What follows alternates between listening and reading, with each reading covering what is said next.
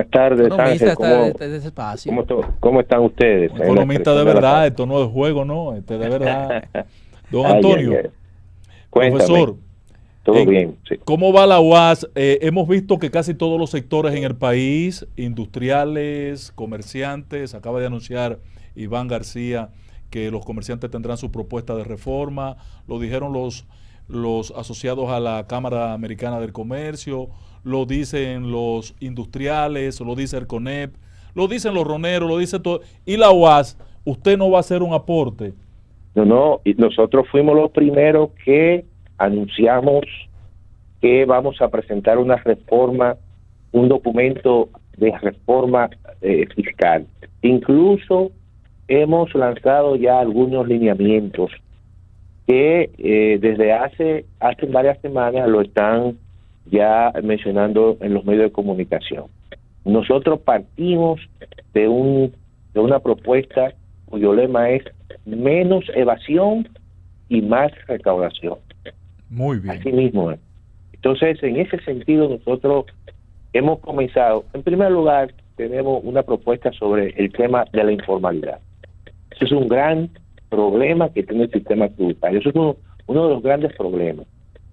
La evasión es un segundo problema importante que tiene el sistema tributario en la República Dominicana. Y lo tercero es que es complejo, es decir, que debe de tender a la simplicidad tributaria. Correcto. En ese sentido, partiendo de esas tres premisas, nosotros hemos ya perfilado una propuesta. Todavía no la hemos básicamente presentado a la opinión pública porque consideramos que el tema eléctrico es el tema más importante dentro de este grupo de propuestas y lo estamos trabajando con el Instituto de Energía, que ya nos entregó toda su visión y la próxima semana nosotros estaremos básicamente presentándosela a la comunidad, a la sociedad dominicana. Pero déjame adelantarte algo. Mira, el sistema tributario en la República Dominicana es un sistema que hay que atacarlo en esos tres frentes.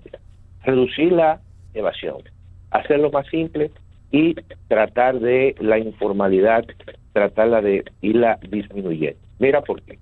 El Banco Central la semana pasada presenta la encuesta más reciente sobre las pequeñas y medianas empresas. Sí, muy importante y actualizada esta vez. Claro, no es actualizada. Entonces, fíjate lo que ocurre. De 470,000 levantamientos de establecimientos que se hizo. 470,000, 404,000 son MIPYMES. Increíble. Y de ese porcentaje, el 85% básicamente de esas MIPYMES están informales. Sí. Entonces, cualquier política y reforma fiscal. Estábamos hablando, oye la desinformación que teníamos, estábamos hablando de que un 57% era informal y esa encuesta de la pasada semana demostró que es casi el 86%, 85.8%. Entonces, ¿qué ocurre? Porque el Banco Central hace una encuesta y lo que te dice el Banco Central es que de la encuesta de los que están ocupados, que perciben algún nivel de ingreso, el 56% de esas personas son informales, que están ocupadas. Eso es, porque hay que interpretarlo así. Esa es la mano de obra. Claro, ¿tú entiendes? Entonces, ¿qué ocurre? En este caso, es un levantamiento a establecimientos. ¿Entiendes? Sí, sí. Hay que ver la diferencia. Entonces, ¿qué ocurre? ¿Qué nosotros planteamos para la informalidad? Nosotros planteamos, y hemos sido la única institución que lo ha estado haciendo, y ya incluso hemos recibido algunos apoyos de grupos y asociaciones de pequeños empresarios para los pequeños emprendimientos, que muchos incluso que hay un régimen simplificado de tributación. Nosotros proponemos que ese régimen sea transformado en un régimen de monotributo. Correcto. De monotributo. ¿Qué significa eso? Que se van a hacer pagos. Se van a hacer pagos de manera, un único pago global, que puede ser mensual, trimestral, puede ser mensual, y eso va a incorporar no solamente el porcentaje que se determine, sino también la Tesorería de la Seguridad Social, la Infotep, todos los pagos en uno solo, y eso se va, básicamente, será un pago fijo. Si la DGI determina que esos emprendimientos o pequeños negocios apliquen al monotributo, entonces les va a fijar un monto fijo, y eso podría ser, no sé, 25,000 o 30,000, y ese monto va básicamente a incorporar todos los pagos. Además, nosotros proponemos que no sea para ese tipo de negocios que apliquen al monotributo, no tendrán que hacer una declaración anual. Exacto. No, porque si hay un monotributo no tiene que hacer la declaración. Y entonces solamente se tiene que registrar en la Dirección General de Impuestos Internos con su RNC. Ahora, exacto. Como estoy yo registrado, por ejemplo, en el modelo simplificado de tributación. Pero profesor, ¿cómo se haría eso? ¿Eso se haría, qué sé yo, de manera obligatoria, voluntaria? ¿Qué metodología se utilizaría? Le digo eso porque eso necesariamente tiene que hacerse con una reducción y una calidad del gasto del Estado y del gobierno. No, ahí voy, porque estamos hablando de una reforma fiscal. Yo te estoy hablando solamente por la parte tributaria. Te van a plantear lo del gasto. Ahora, eso debe ir acompañado, porque tú sabes que hay muchos establecimientos que son informales, por lo tanto tú tienes que generar un incentivo a esos negocios. Entonces, ¿qué tú dices? Bueno, de ahora en adelante, todo aquel que se incorpore va a tener una amnistía fiscal, porque estaba fuera. Exacto. Hay que hacer eso tiene que ir acompañado de una amnistía fiscal como un mecanismo obligatoriamente. Entonces también para que se adecue. Tú aprovechas todo ese proceso precisamente para establecer un proceso de bancarización, de tal manera que los impuestos de esos emprendimientos que tienen el monotributo se vayan pagando, claro, a través de la banca, ¿no? La banca oficial o lo que sea. Ya entonces ahí hay un tema de que tú estás ampliando la base. Mira, lo que te estoy diciendo no es algo nuevo. Si tú observas y buscas las estadísticas, los países básicamente que tienen monotributos son aquellos que tienen la tasa de informalidad más baja. Uruguay, por ejemplo. En América Latina y el Caribe, la tasa de informalidad, que está por debajo de un 30%, la tiene Uruguay. El monotributo se inicia en Argentina, a pesar de los problemas de Argentina. Cuando se inicia el monotributo, 2 años después, se habían incorporado casi 2 millones de nuevos contribuyentes, pequeños contribuyentes al monotributo. Y todavía eso prevalece. En Argentina incluso, ellos tienen una especie de monotributo social, de tal manera, mira lo interesante de todo esto, de tal manera que el establecimiento que se incorpora al monotributo puede hacer un aporte, y ese aporte va a servir para mejorar algún tipo de problema social dentro de su entorno. O sea, es interesante todo esto, pero además se está simplificando el proceso, pero además se está incorporando y ampliando la base. No te estoy hablando de incrementar tasas, porque nosotros estamos partiendo que el problema más importante, uno de los problemas más importantes es la evasión. Por lo tanto, menos evasión. Sí, pero la ampliación, profesor, la ampliación es un aumento un poco disfrazado, No, pero es un aumento de las recaudaciones donde tú no estás penalizando al que está. Pero si tú aumentas si tú aumentas la tasa, obviamente tú al que está, tú lo estás penalizando. Lo que le estamos facilitando la vida al que está, y también le estamos facilitando y dándole incentivo al que no está, porque el que no está fuera del circuito, no tiene capacidad de crecer, porque no tiene un financiamiento, y ya aquí tú le estás dando capacidad para que pueda recibir financiamiento, y tú le estás acomodando sus pagos. Es decir, que eso hay que venderlo, y hay que construir un relato. Bien, vamos con respecto a el impuesto sobre la renta. Además, otra cosa es, oye bien, profesionales independientes pueden acogerse al monotributo. Correcto. Que es un elemento Eso importante. Es importante, Claro, ¿tú entiendes? Cuenta propista que tiene que incorporarse. Claro. Ahí. Que se pierde mucho dinero por ahí, ¿eh? Claro, tú entiendes, porque la base... Hay estos médicos, ay Dios mío. Oíste, lo que ha ocurrido realmente con el sistema tributario de la República Dominicana es que está drenado. O sea, la base realmente está muy chiquita. Sí. Y siempre se busca es incrementar la tasa. Y eso recae entonces sobre los mismos que pagamos, nos maltratan y nos malogran lo que estamos cumpliendo. Claro. Entonces yo voy a optar por irme a la informalidad. Correcto. Entonces, vamos con el impuesto sobre la renta. El impuesto sobre la renta, tú tienes impuesto sobre la renta de las personas físicas e impuesto sobre la renta de las personas jurídicas, las empresas. En ese impuesto, la tasa de evasión es la más alta, un 62%. ¿Qué nosotros planteamos? Por ejemplo, en el impuesto a las personas jurídicas, que es donde más evasión hay. Mira qué ocurre. Nosotros, como contribuyentes individuales, a mí me cobran el impuesto sobre el ingreso bruto, ¿sí o no? Pero sin embargo a las empresas se lo cobran por la renta neta o el ingreso neto. Sí. Entonces nosotros estamos planteando que ese cobro no se haga por la renta neta, sino por la renta bruta. ¿Por qué? Te voy a poner el siguiente ejemplo. Supongamos que tú tienes una empresa que vende 1.000 millones al año. Tú se lo presentas a la DGI. Ingreso por 1.000 millones. Le presenta gastos por 500 millones. Te da como resultado neto 500 millones. A esos 500 millones netos tú le aplicas el 27% y te va a dar 135 millones. Es decir que la DGI va a recibir 135 millones. Ahora, ¿qué garantía tú me das a mí? Porque si este es el mecanismo que se hace en la República Dominicana y hay evasión, hay un problema. Pero, doctor, es decir, tú me estás ahí... ¿Qué es lo que pasa con la empresa? Pero está bien, ahí voy. No por 500 millones. Si gastaron 500 de verdad, te lo llevan a 900 millones los gastos. Pero entonces, ese es el problema. Ese es el problema. Hay muchos gastos que son privados, personales, que se lo imputan a las operaciones de las empresas. Viaje, claro. Entonces, ¿qué yo te propongo?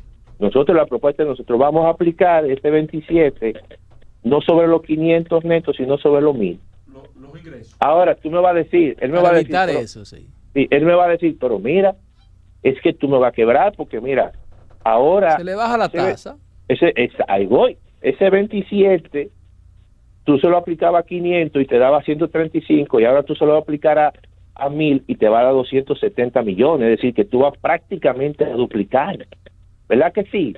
Tus ingresos. Entonces tú le dices, mira, está bien, yo te voy a aplicar una tasa equivalente para yo mantener esos 135 millones y tú le aplicas ¿qué? Un 13.5, es decir que tú le bajas la tasa. ¿Estás entendiendo? Sí, entonces, pero al tú bajarle la tasa y vas a recibir la igual o más recaudación, tú vas a mejorar la eficiencia de cobro de esos impuestos y además va a simplificar también. Claro, y además el tipo se va a liberar también de tener que contratar a 2 claro, exactamente. Para que le hagan un trabajo. Claro, y además, que tú estás disminuyendo considerablemente la evasión. Y con el paso del tiempo, ese impuesto, tu productividad va a ser mucho mayor. Fíjate que yo te estoy planteando dos propuestas, dos lineamientos que no han implicado incremento de tasa. Exacto. Lo que te está ahí disminuyendo la evasión en cada uno de los casos, te está simplificando el proceso en cada uno de los casos. Si usted vamos eso como una reducción del gasto tributario, patrón, el calado de la reforma es ahí voy. Entonces voy ahora al tema de el ITEVIS. ITEVIS, eso es parte de la propuesta de nosotros. El ITEVIS es el impuesto más regresivo que tiene el sistema. El sistema tributario es altamente penalizante para aquellos que tienen ingresos medios, ingresos bajos, porque como básicamente el 65% de las recaudaciones provienen de impuestos indirectos, entonces tú estás penalizando más al pobre que al rico. Entonces está haciendo que el sistema tributario dominicano sea regresivo. Entonces, ¿qué nosotros proponemos? Mira, la tasa del ITEVIS es muy alta incluso cuando la compara hasta con el promedio de la región. Nosotros estamos proponiendo una reducción de un 18 a un 14. Pero, ojo, nosotros no estamos de acuerdo con que la universalización del ITEVI sea para todos los productos. Nosotros guardamos excepción. ¿Cuáles son? Alimentos, medicamentos y educación. Nosotros, esos tres renglones son exactamente, son innegociables, porque nosotros como academia no podemos permitir que se le ponga de que un ITEVI a un libro, o además tampoco que se le ponga un ITEVI al nuevo, aunque sea una tasa reducida, como algunos colegas economistas dicen, mira, vamos a reducir la tasa de un 18 a un 10 y vamos a universalizar hacia todo, y le ponemos algunos productos necesarios una tasa reducida, como pasa en Francia, como pasa en España. Ojo, pero aquí los salarios son diferentes a los salarios de Francia, o son diferentes a los salarios de España, ¿verdad? Entonces, son contextos diferentes. Por lo tanto, nosotros pensamos que en el caso de las exenciones tributarias hay que revisarla uno por uno, y aquellos sectores que son maduros, entonces a esos sectores hay que quitar la exención. Hay sectores que tienen desde los años 70 recibiendo exención. Así es, ojo, profesor. Sí. Corríjame una cosa. Yo hice un ejercicio para entender un poco el concepto regresivo del ITEVI, ¿verdad? Sí. En función de la tasa efectiva. Nos cobran a todo un 18%, pero el que cobra 20,000 pesos fácilmente tiene que buscar 2 o 3 mil pesos más para completar los gastos de su mes. Ese tiene que pagar efectivamente el 18% de su ITEVI. Sí, aunque la tasa, oye bien, te estoy yendo un poco lejos, Ángel, pero te voy a decir lo siguiente. Mira, aunque la tasa sea la misma, pero evidentemente hay un cambio de base ahí.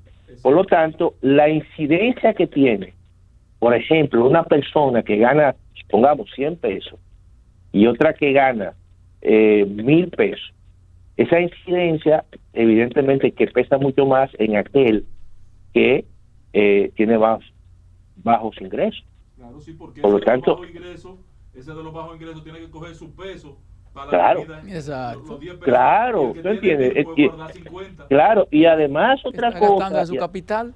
Claro, y además otra cosa, aquellos que están en el primer quintil, el segundo quintil, la proporción de su gasto en alimentos es mucho mayor que aquellos que están en el cuarto, en el quinto quintil, que esos sencillamente tienen incluso hasta capacidad de ahorro, que no lo tienen realmente los grupos que están en los primeros. Esa capacidad de ahorro lo lleva a tener una tasa efectiva, claro, por debajo de un 10 fácilmente. Exactamente. Entonces, todo eso está haciendo que el sistema tributario de la República Dominicana sea regresivo. Por lo tanto, nosotros estamos planteando esos puntos. Ahora, sigo. ¿Qué otro punto nosotros consideramos que hay que incorporar en esta reforma y nosotros lo hacemos? Que inciden, oye bien, inciden en la finanza pública. El déficit cuantificable del Banco Central. Te voy a explicar por qué.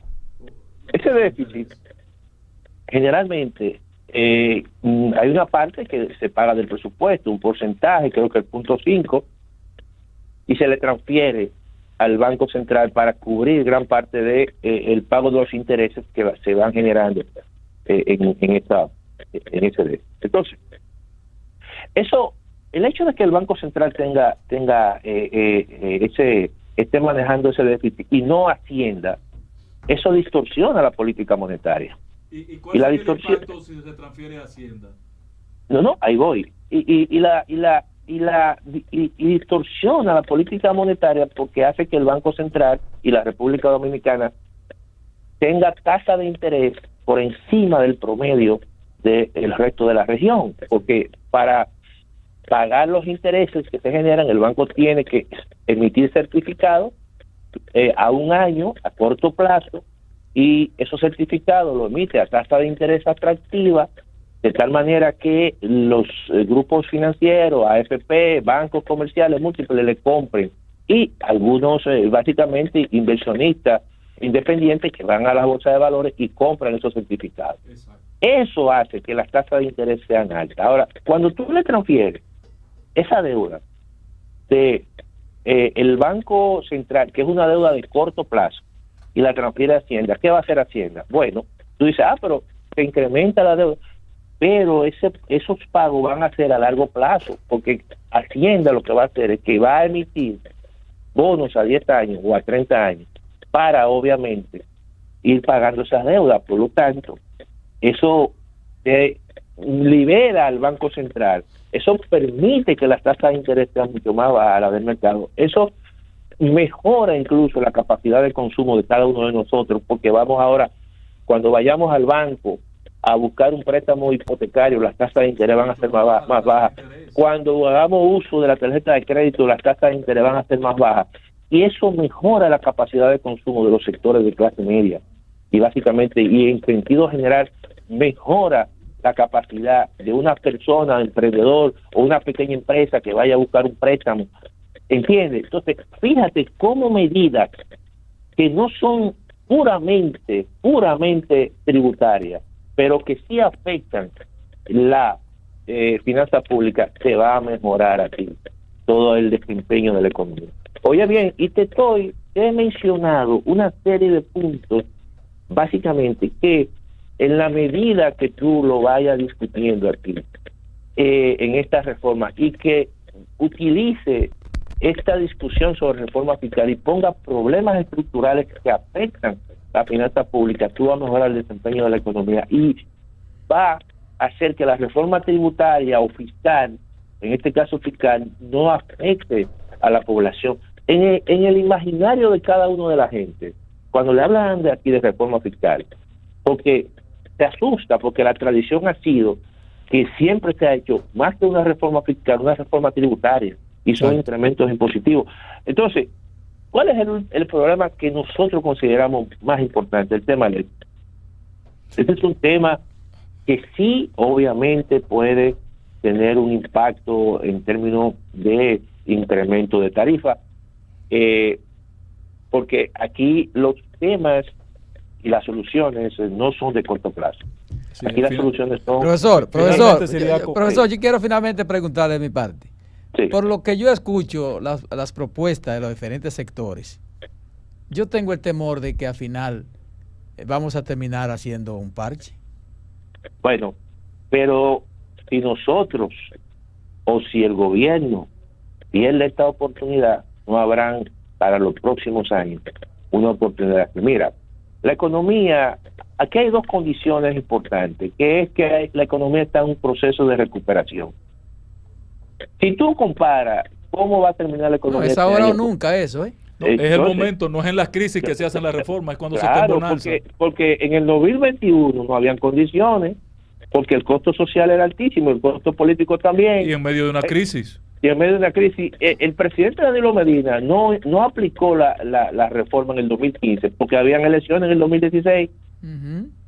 Entonces, también hay un segundo elemento, es que el partido que gana y detenta el poder en estos momentos tiene un capital político enorme, porque domina el espacio donde se van a aprobar y a rechazar esta reforma, pero lo domina de manera absoluta. Pero además el gobernante ha dicho que no va más.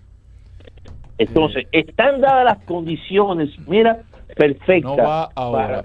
Para que tú, obviamente, y el gobierno pueda discutir, escuchar, y entonces, como decía alguien, un político muy avesado de los años ya, que no fue mi época, decía que a la oposición hay que recibirla, hay que escucharla y votar en contra. Así es. Mira una cosa, Siriaco, finalmente tu opinión respecto de la presencia ya en el país del Fondo Monetario Internacional, ¿qué implica, qué significa este socio malo que tenemos?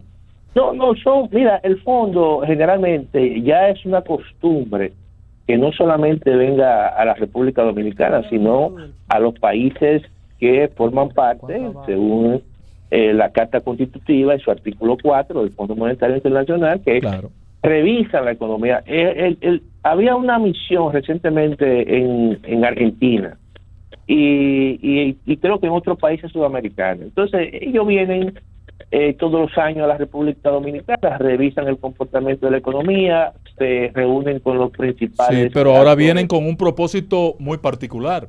No, ahora coincide con esta. Okay. Sí. Pero déjame decirte una cosa, lo que el fondo va a decir ya está escrito. Cada vez que vienen te dicen, mira, hay que hacer una reforma fiscal, hay que revisar las exenciones, el déficit eléctrico. El déficit eléctrico. Déficit fiscal. Correcto. La deuda, el gasto. Si tú te buscas el último comunicado del fondo, cuando vino aquí, y tú lo guardas, y tú entonces esperas que ellos duren los 12 días y emitan el próximo comunicado, prácticamente te van a reiterar lo mismo. Eso es así. Eso es así. Gracias, bueno, hermano. Excelente. Profesor, un gran placer. Siempre, Ángel, a ustedes. Un gran placer. Y sigan como en la expresión de la tarde. Así pero es. mira. Y mire, en los próximos días, cuando usted vaya a hacer público El profesor es un el excelente proyecto. comunicador, ¿eh? Sí, claro. Sí, le vamos a avisar y se la vamos a enviar para Perfecto. que lo tengan y la puedan. Bueno.